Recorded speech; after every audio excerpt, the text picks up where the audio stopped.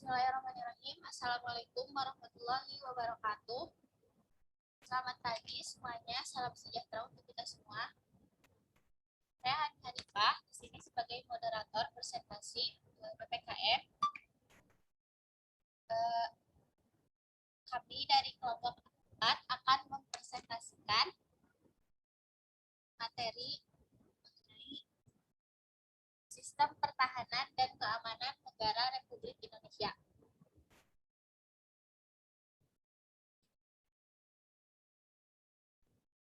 Pembahasan dari presentasi kali ini dibagi menjadi dua. Yang pertama, substansi pertahanan dan keamanan negara Republik Indonesia. Yang kedua, kesadaran bela negara dalam konteks sistem pertahanan dan keamanan negara.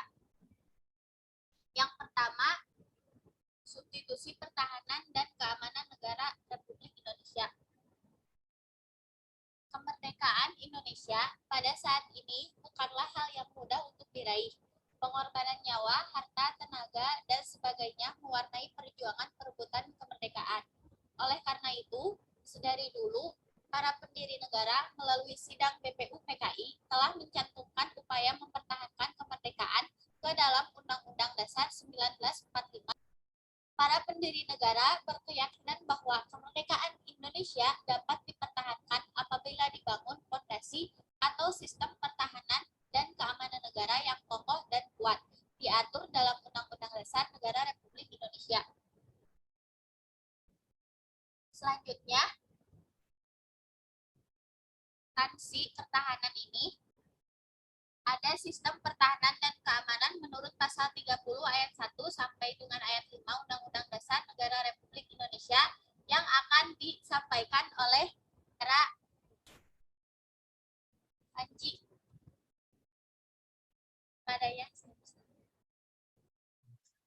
Sistem pertahanan dan keamanan menurut pasal 30 ayat 1 sampai dengan ayat 5 UUD Negara Republik Indonesia tahun 1945.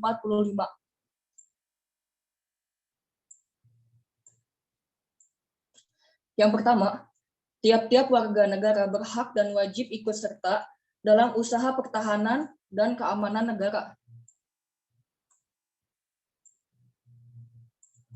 Yang kedua, usaha pertahanan dan keamanan negara dilaksanakan melalui sistem pertahanan dan keamanan rakyat semesta oleh Tentara Nasional Indonesia dan Kepolisian Negara Republik Indonesia sebagai kekuatan utama dan rakyat sebagai kekuatan pendukung.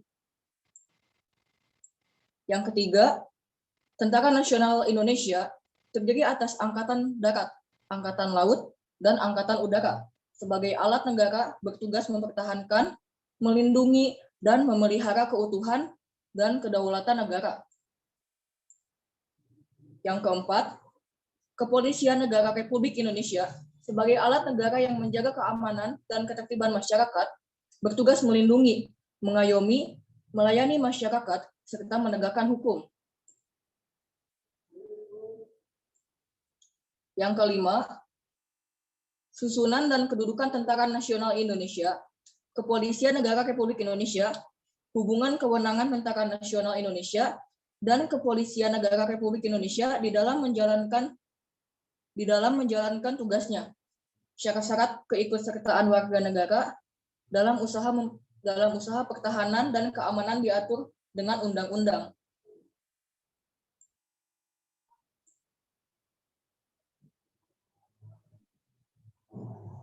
Selanjutnya, sisi perkara yang akan disampaikan oleh Saudara Alfari.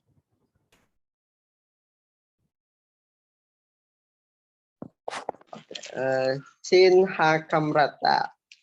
Undang-Undang Negara Republik Indonesia tahun 1945 juga memberikan gambaran bahwa usaha pertahanan dan keamanan negara dilaksanakan dengan menggunakan sistem pertahanan dan keamanan rakyat semesta.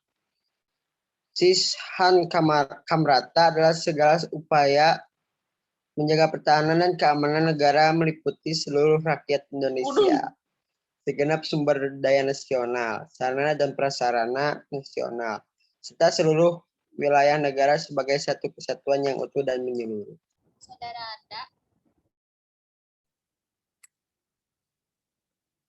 Selain sisaan Kamrata, penyelenggaranya didasarkan pada kesadaran akan hak dan kewajiban seluruh warga negara serta keyakinan akan kekuatan sendiri untuk mempertahankan kelangsungan hidup bangsa dan negara Indonesia yang merdeka, bersatu, berdaulat, adil, dan makmur.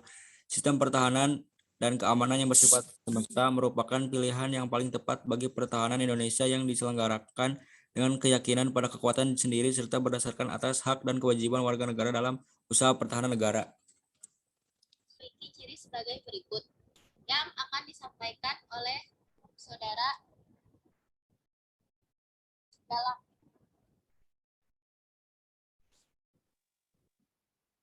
kerakyatan, orientasi pertahanan dan keamanan negara diabadikan oleh dua untuk kepentingan seluruh rakyat.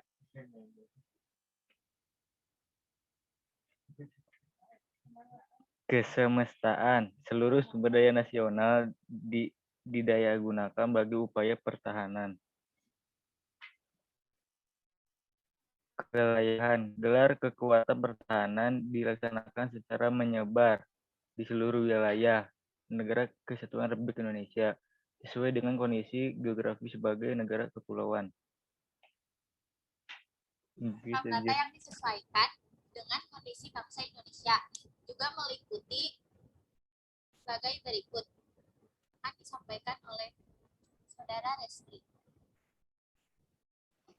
1. Posisi wilayah Indonesia yang berada di posisi silang diampit oleh dua benua dan dua samudra. Di satu sisi memberikan keuntungan, tapi di sisi yang lain memberikan ancaman keamanan yang besar, baik berupa ancaman militer dan negara lain maupun kejahatan internasional. 2. Kondisi wilayah Indonesia sebagai negara kepulauan tentu saja memerlukan sistem pertahanan dan keamanan yang kokoh untuk menghindari ancaman perpecahan dari segala arah.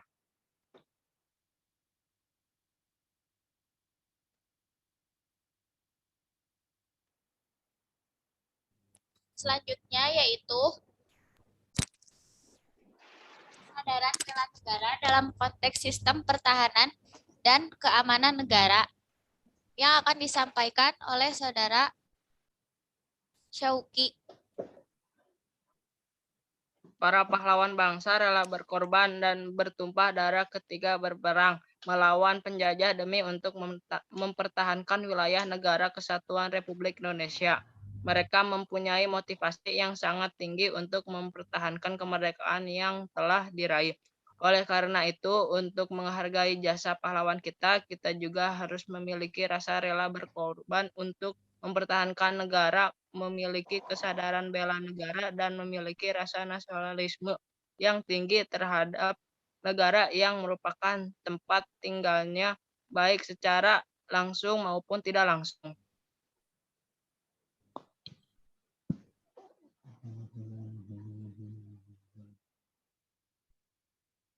Selanjutnya, kesadaran bela negara dalam sistem konteks pertahanan dan keamanan ini ada 3 yang akan kita bahas.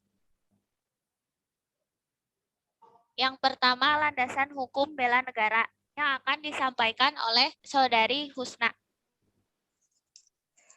Landasan hukum bela negara sebelumnya telah berkali-kali dibahas bahwa pertahanan dan keamanan Indonesia hanya bergantung pada TNI dan Polri saja, melainkan kewajiban warga sipil pula. Secara konstitusional, Pasal 27 Ayat 3 UUD Negara Republik Indonesia tahun 1945 menyatakan bahwa setiap warga negara berhak dan wajib ikut serta dalam upaya pembelaan negara. Ikut serta dalam kegiatan bela negara diwujudkan dengan berpartisipasi dalam kegiatan penyelenggaraan pertahanan dan keamanan negara. Sebagaimana diatur dalam Pasal 30 Ayat 1 UUD Negara Republik Indonesia tahun 1945 yang menyatakan bahwa tiap-tiap warga negara berhak dan wajib ikut serta dalam usaha dan pertahanan keamanan negara. Selanjutnya, kesadaran bela negara yang akan disampaikan oleh Saudara Juan.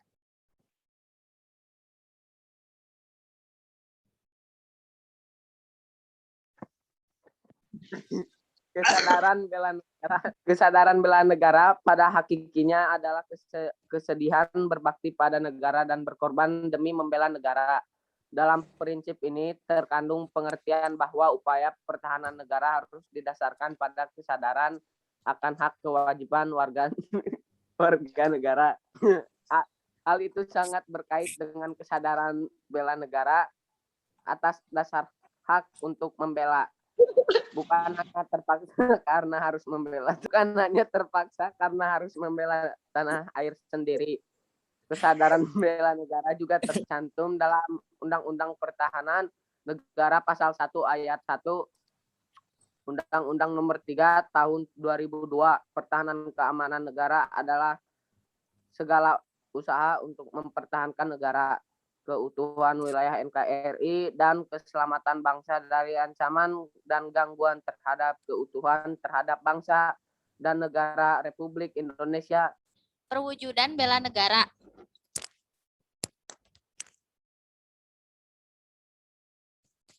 Bagaimana sih perwujudan kita sebagai seorang siswa dalam membela negara atau mengamankan serta mempertahankan negara ini?